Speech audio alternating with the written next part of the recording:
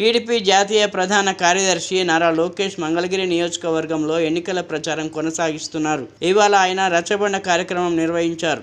ఈ సందర్భంగా ప్రసంగిస్తూ మంగళగిరి నియోజకవర్గంలో తాను ఓడిపోయినప్పటికీ అనేక సంక్షేమ కార్యక్రమాలు చేపట్టానని, తాను చేసిన సంక్షేమంలో 10% గెలిచిన వాళ్ళు చేయగలిగారా అని ప్రశ్నించారు. కూటమి అధికారంలోకి రాగానే అమరావతి రాజధాని పనులు ప్రారంభిస్తామని చెప్పారు.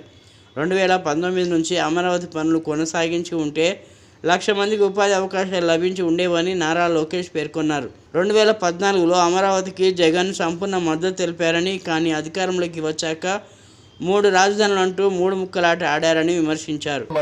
ప్రజలందరూ ఆలోచించమంటున్నా. గత 25 సంవత్సరాలుగా మీరు 2 కుటుంబాలని ఆశీర్వదించారు, దీవించారు.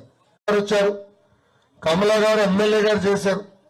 ఇప్పుడు 2 సార్లు అంటే గత 10 ఏనాడు మిమ్మల్ని పట్టించుకోలేదు.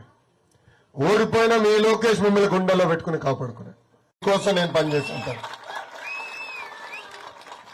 అమ్మా కట్టుబట్టలతో మెడబట్టి మన బయటికి గెంటేశారు. సచివాలయం హైదరాబాద్ లో ఉండేది, అసెంబ్లీ హైదరాబాద్ లో ఉండేది. జరగాలని ఆనాడు నిర్ణయం తీసుకున్నాం.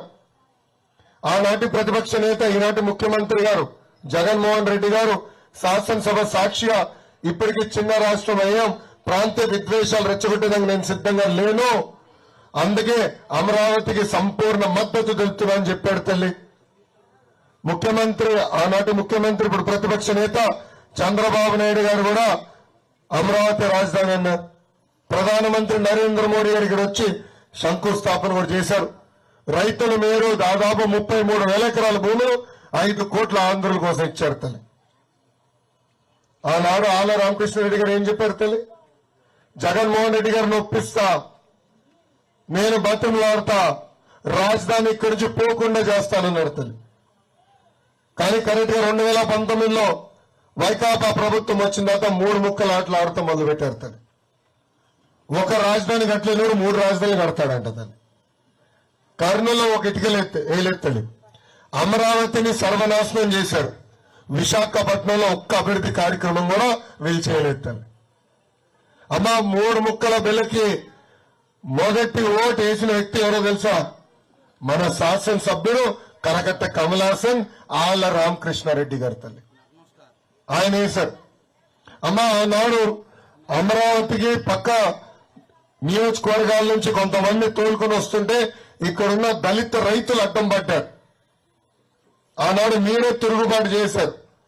ఇది మాకు సంబంధించిన విషయం, మీరెందుకు పక్క నియోజకవర్గాల నుంచి వచ్చి మమ్మల్ని ఇబ్బంది పెడుతున్నారు?